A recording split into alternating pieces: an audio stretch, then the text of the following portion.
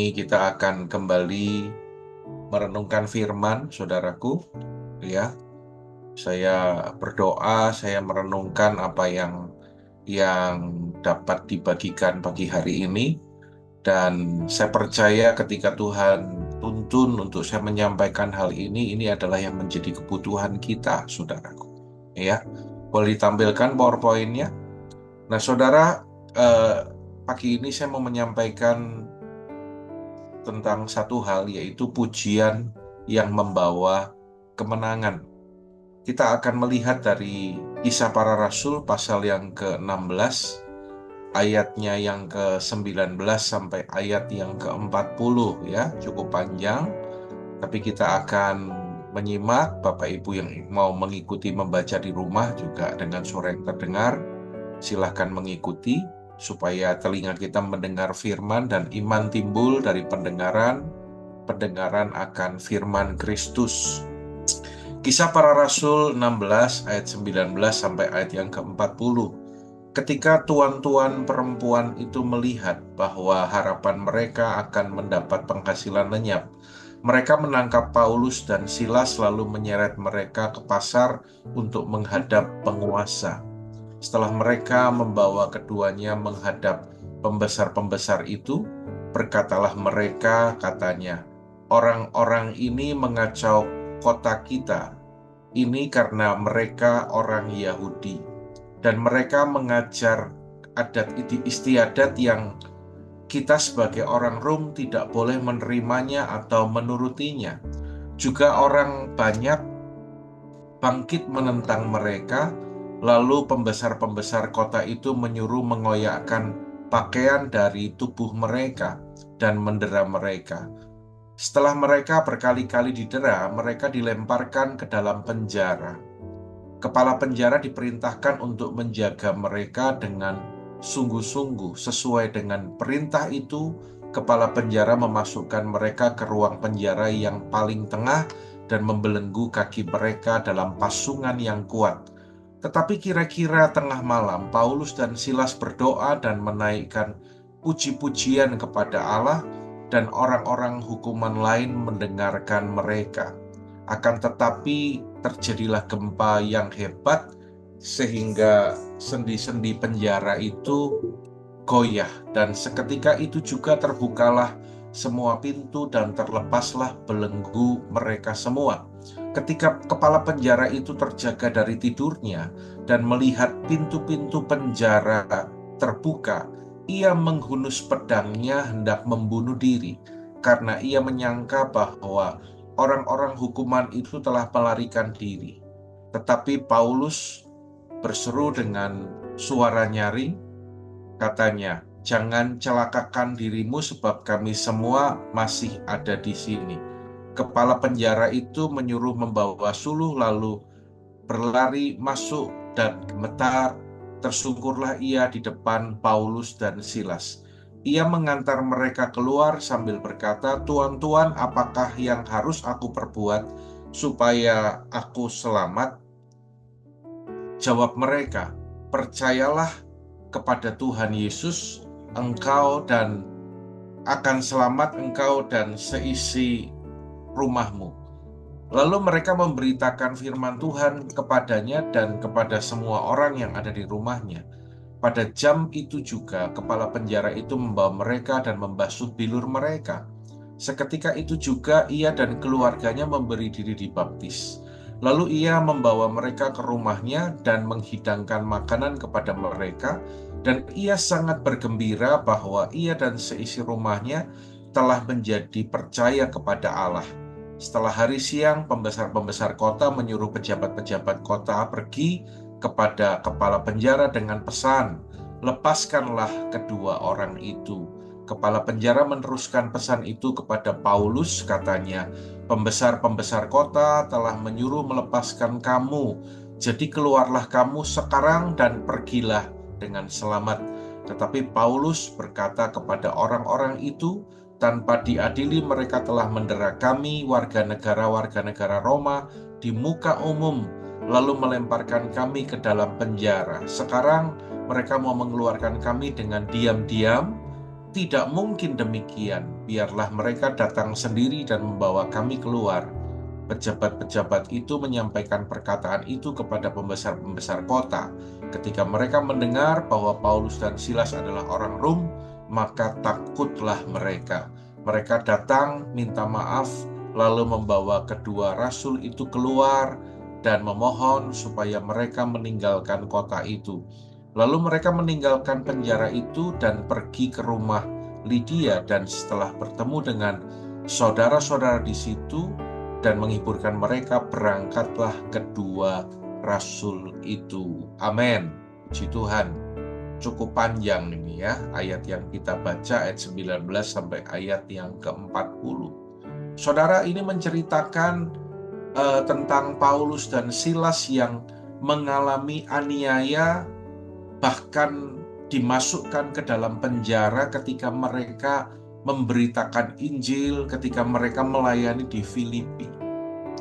Nah, saudara, apa yang terjadi dalam kehidupan Rasul Paulus ini adalah gambaran keadaan yang tidak diharapkan, kesukaran-kesukaran dalam hidup.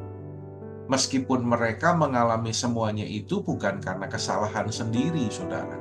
Ya, tetapi dengar, karena melayani Tuhan, karena memberitakan Injil. Tapi ironisnya, kadang kita sebagai orang percaya, kita kecewa ketika ada dalam situasi-situasi yang tidak baik. Padahal keadaan yang tidak baik itu terjadi seringkali karena kesalahan kita. Ya, kita mau belajar dari Paulus dan Silas.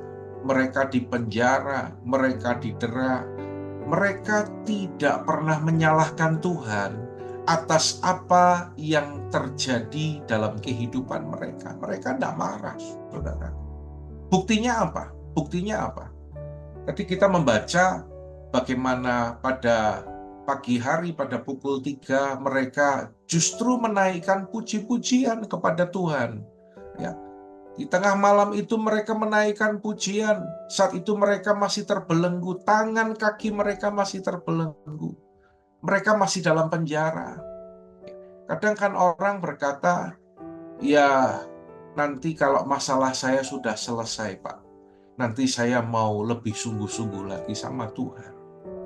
Tapi Paulus dan Silas di dalam penjara tidak membuat mereka kecewa, tidak menyurutkan semangat mereka. Mereka justru menaikkan puji-pujian kepada Tuhan. Dan Alkitab mencatat hal inilah yang membuat Tuhan turun tangan untuk melepaskan mereka. Ya, saya percaya kita pun yang sedang mengalami keadaan yang tidak kita inginkan, kita pun juga merindukan Tuhan bekerja untuk menolong kita. Yang mau, yang rindu, lambaikan tangan saudara. Puji Tuhan. Ya, itu akan terjadi dalam kehidupan kita. Paulus dan Silas bukan hanya dilepaskan dari penjara, saudara, tetapi mereka bahkan membawa satu keluarga kepala penjara untuk bertobat dan percaya kepada Tuhan. Nah, saudara, ada 3 hal yang saya mau bagikan pagi ini, ya, yang boleh kita renungkan dan kita mau praktekkan dalam kehidupan kita. Ya, mengapa kita menaikkan pujian walaupun sedang dalam pergumulan? Seperti Paulus Silas tadi, ya, mereka justru menaikkan puji-pujian. Apa tadi tandanya? Tanda mereka tidak kecewa, tanda mereka tidak marah dengan Tuhan, tapi justru mereka menaikkan puji-pujian. Yang pertama, karena puji-pujian kita itu adalah tanda kita bersyukur. Katakan sama-sama bersyukur, saudara. Ya, Efesus 5 ayat yang ke-20 berkata, ucaplah syukur senantiasa atas segala sesuatu dalam nama Tuhan kita Yesus Kristus kepada Allah dan Bapa kita. 1 Tesalonika 5 ayat 18 berkata, mengucap syukurlah, saudaraku. Dalam apa, saudara?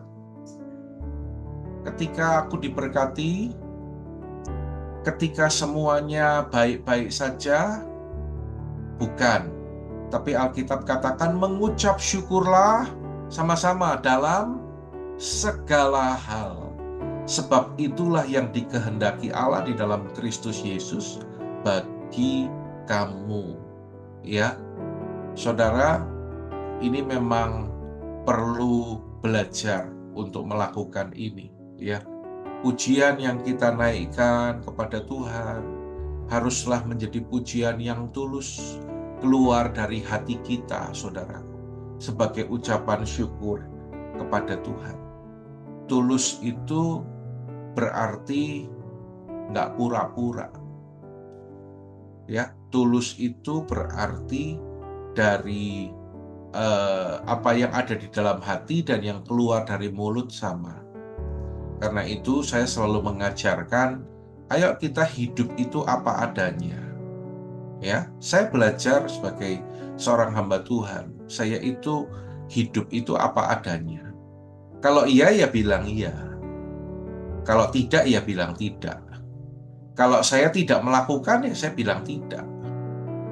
Tapi berapa banyak orang melakukan, tapi di luar, di depan orang, seolah-olah tidak melakukan apa.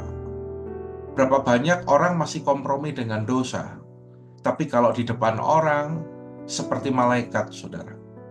Kita mau belajar hidup apa adanya. Ya, tulus. Tulus tadi itu enggak pura-pura. Di mulut, di hati, sama, saudara. Kalau kita melatih diri kita seperti itu, maka kita pun akan dengan mudah untuk membawa hati kita itu bersyukur kepada Tuhan. Ya. Baik lagi dalam keadaan senang, mendapat berkat, kita bisa mengucap syukur. Baik ketika dalam hal yang sulit, ketika kita dalam pergumulan belum ada jalan keluar, kita pun juga bisa mengucap syukur. Karena itulah yang Tuhan inginkan, saudaraku, mengucap syukur, ya. Ku bersyukur padamu, Tuhan, sebab kasih setiamu di dalam hidupku, anugerahmu besar bagiku, di setiap langkahku ku memujimu. Ya, kita berkata anugerahmu besar bagiku Tuhan, di setiap langkahku. Mari saudara, latih diri kita untuk mengucap syukur. Pujian adalah tanda kita bersyukur kepada Tuhan. Itulah yang Tuhan ajarkan, Alkitab katakan, dalam setiap situasi, dalam setiap keadaan, kita belajar untuk mengucap syukur, seperti yang dilakukan oleh Paulus dan Silas. Ya, saudara, ayo aplikasikan dalam kehidupan kita. Meskipun saat ini sepertinya belum ada jalan keluar, tetap bersyukur. Meskipun mungkin pasangan kita, saudara, belum sungguh-sungguh, atau mungkin ada yang pasangannya belum bertobat. Ada pasangannya yang mungkin selama ini sikapnya masih tidak baik, masih kasar, ya. Mungkin ada yang anak-anaknya hidupnya nggak benar, atau sebaliknya orang tua yang selama ini belum menjadi orang tua yang baik. Ayo kita tetap mengucap syukur kepada Tuhan. Masalah pekerjaan, masalah keuangan belum selesai, belum ada jalan keluar, tetaplah menaikkan pujian kepada Tuhan. Karena itu adalah tanda kita bersyukur. Yang mengerti katakan amin, saudaraku. Yang kedua, pujian adalah tanda kita berserah kepada Tuhan. Dalam Matius pasalnya yang ke-11 ayat yang ke-28, Bapak Ibu boleh mengikuti saya membaca ayat ini. Ya, marilah kepadaku semua yang letih lesu dan berbeban berat. Apa janji Tuhan? Aku akan memberikan kelegaan kepadamu. Yang percaya katakan amin, saudara. Ya. Dan dalam Yeremia 29 ayat 11, firman Tuhan juga berjanji, Tuhan berkata gini, sebab aku ini mengetahui rancangan-rancangan apa yang ada padaku mengenai kamu, demikianlah firman Tuhan, yaitu rancangan damai sejahtera dan bukan rancangan kecelakaan, untuk memberikan kepadamu hari depan yang penuh harapan. Yang percaya katakan amin, saudara. Yang percaya hari depan penuh harapan, Tuhan sediakan bagi saudara, lambaikan tangan saudara. Puji Tuhan, kalau engkau percaya itu akan digenapi dalam kehidupan saudara. Ya, saudara datang kepada Tuhan. Kata berserah itu artinya kita datang kepada Tuhan. Ya, ketika kita menaikkan pujian, yang kedua artinya tanda kita berserah kepada Tuhan. Datang sama Tuhan. Ngalami tekanan, ngalami beban berat, datang kepada Tuhan. Jangan datang kepada manusia. Jangan andalkan orang-orang hebat.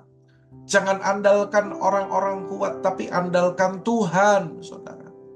Ini sepertinya pelajaran yang sederhana, tetapi banyak orang itu gagal, saudara.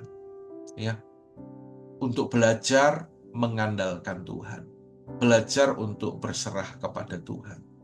Ya, saudara, saya ingat kisah tentang Bani Korah, ya. Nanti Anda bisa baca, tidak ada di PowerPoint, ya.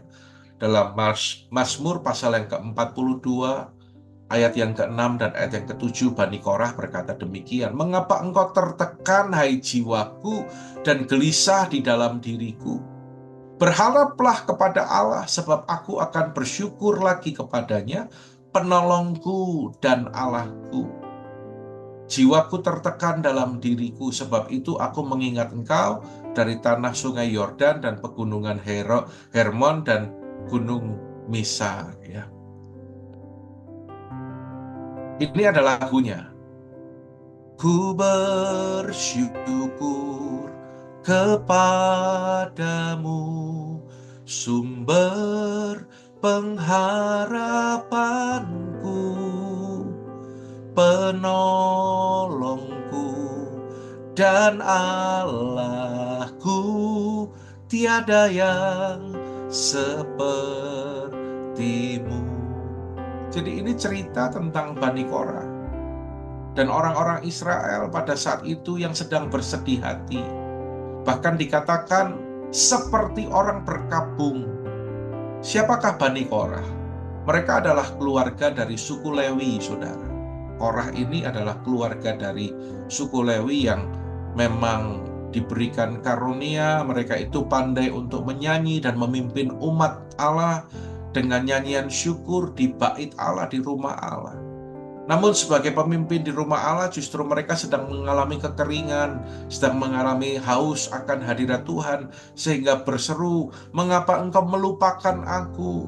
Ya, mengapa aku harus berkabung di bawah tekanan musuh? Nanti Anda bisa membaca pada ayat yang ke-10 dan seterusnya, ya.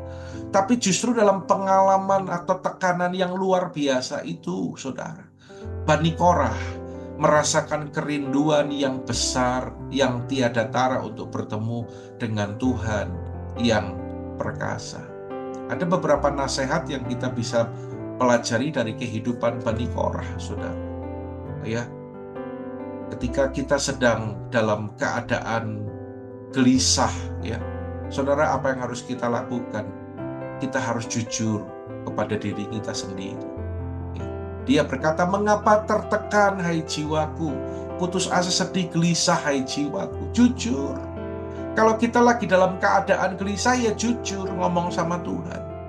Sekali lagi, seperti yang tadi saya bahas, hiduplah apa adanya di hadapan Tuhan dan di hadapan manusia. Jangan ada apanya, saudara.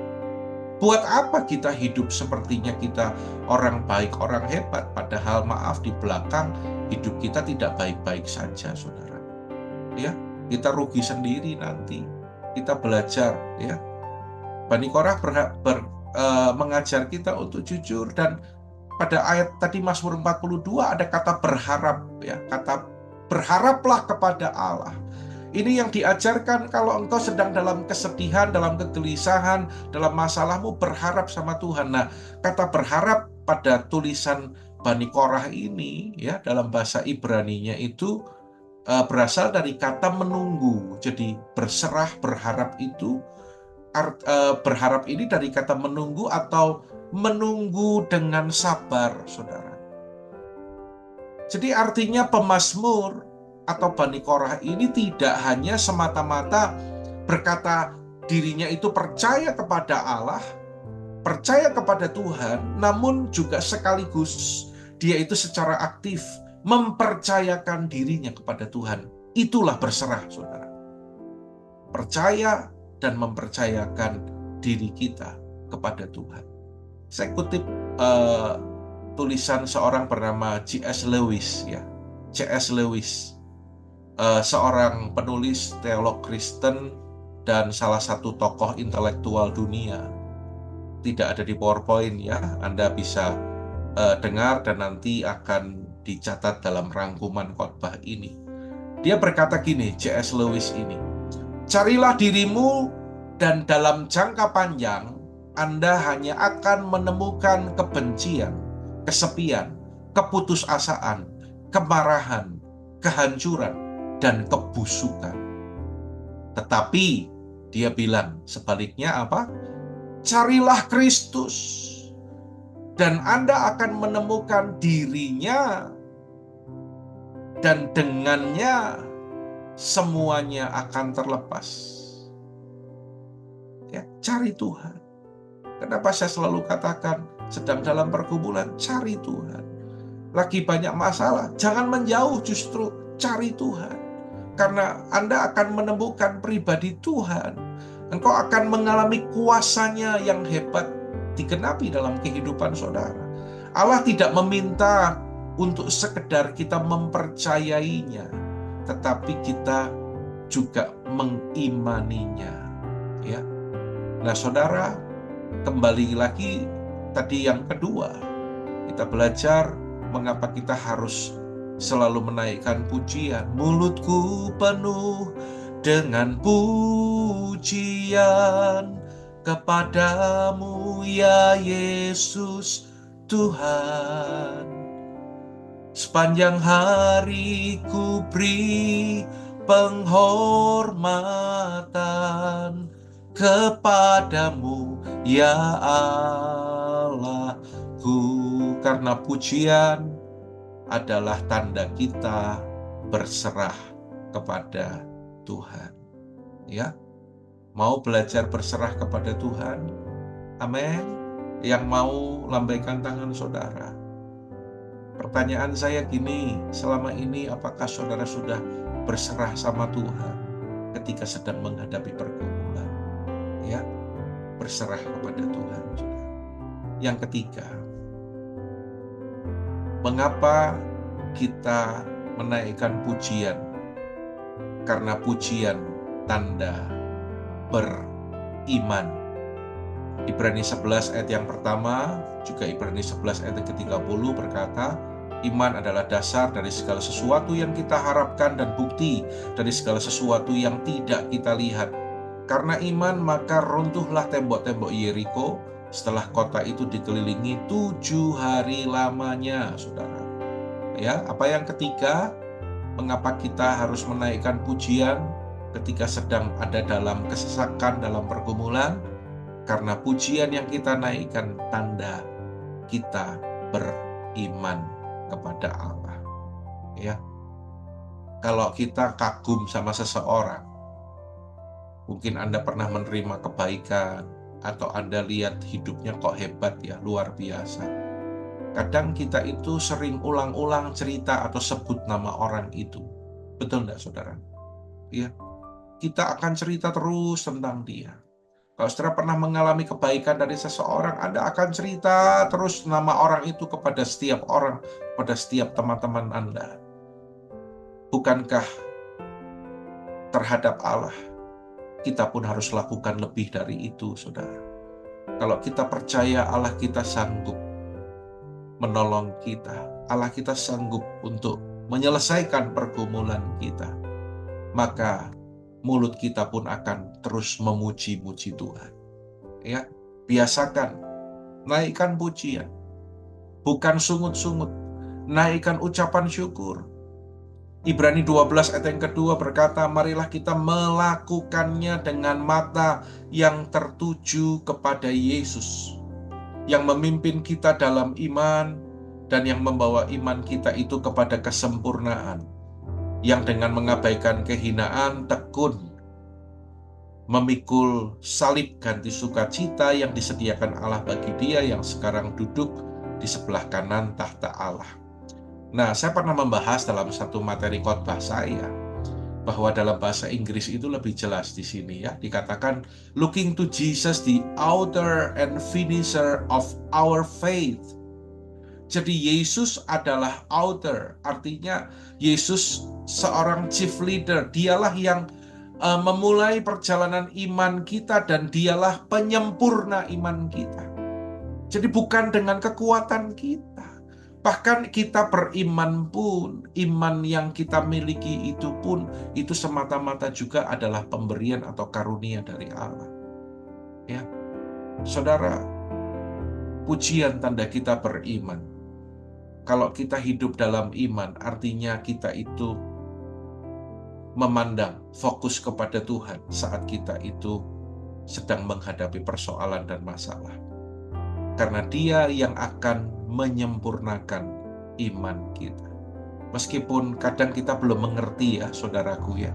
Kita belum tahu. Tapi kita mau memperkatakan. Ya, seperti tadi pujian yang kita naikkan ya. Saya belum terlalu hafal pujian ini, tapi pujian tadi yang berkata, tak terbatas kuasa-Mu, tak terduga cara-Mu, Kau yang ku andalkan di setiap langkah hidupku. Tak terbatas kasih-Mu, tak terduga jalan-Mu, Kau yang ku percaya di segala musim hidupku. Kita berikan tepuk tangan bagi Tuhan kita, saudara. Tuhan kita itu luar biasa. Mau mengalami, saudaraku, kuasanya yang tidak terbatas, caranya yang tidak terduga, ya, mau mengalami jalan-jalan yang tidak pernah terduga, ya, kasihnya tidak terbatas. Saudara, naikkan pujianmu kepada Tuhan. Belum mengalami, tapi memperkatakan, tanda kita itu percaya sama Tuhan. Ya, belum mengalami, kita memperkatakan, kita menaikkan pujian, tanda kita itu beriman kepada Tuhan. Saudara, ada 3 cara Tuhan itu menguji hidup kita, tidak ada di slide ya. Tuhan akan memberi apa yang kau minta untuk menguji rasa syukurmu kepada Tuhan. Tuhan menunda apa yang kau mau untuk menguji kesabaranmu. Dan Tuhan tidak memberi apa yang kau minta untuk menguji imanmu. Ya, saudara, pagi ini Tuhan mau kita belajar. Ya, belum ngalami Pak, gimana belum ngalami kok aku yang nggak bisa ngomong kalau belum ngalami. Kadang kita sering mendengar gitu kan. Lewong kondisinya masih nggak baik-baik kok, saya suruh ngomong yang baik, belum ngalami kok, ya saya nggak bisa ngomong. Saudara, justru orang yang punya iman, dia itu akan memperkatakan sesuai dengan apa yang ia harapkan, sesuai dengan janji yang Tuhan berikan. Meskipun belum terjadi, tetapi saudara memperkatakan, maka dengan iman, dengar baik, engkau akan menerima mujizat akan menerima pertolongan Tuhan. Ya, kemarin saya dengar cerita lucu. Ada teman saya ke dokter dan tanya, mungkin kondisinya lagi nggak enak. Dia nanya ke dokter gini, dokter, gejala stroke itu apa? Tahu nggak dokternya jawabnya apa? Saya itu belum pernah stroke, jadi saya nggak bisa ngomong. Gitu kan. Lucu ya dokter jawabnya kayak gitu, saudaraku. Belum ngalami ya, jadi nggak bisa ngomong. Karena kadang kita itu nggak berani berkata-kata, nggak berani menyaksikan kasih kebaikan Tuhan, karena berkata, aku belum ngalami. Saudara, mulai sekarang konsepnya dirubah. Ya, dokter bisa memberitahu, bisa menyampaikan itu karena dia pun belajar ilmu kedokteran. Dia menyampaikan itu, ya, kebenaran yang kita terima. Kadang kita pun mungkin belum mengalami sepenuhnya, tetapi kita belajar dari Alkitab, kita mendengar firman, kita belajar sehingga iman kita bertumbuh dan kita penuh dengan kebenaran itu. Maka kita pun bisa memperkatakan janji Tuhan dalam kehidupan kita. Ya, saudara, apakah saudara percaya bahwa Allah sanggup untuk menolong saudara? Yang percaya lambaikan tangan saudara. Puji Tuhan. Hari ini kita belajar terus naikkan pujian kepada Tuhan. Karena pujian tanda kita itu bersyukur, pujian tanda kita itu berserah, dan pujian tanda kita itu beriman kepada Tuhan.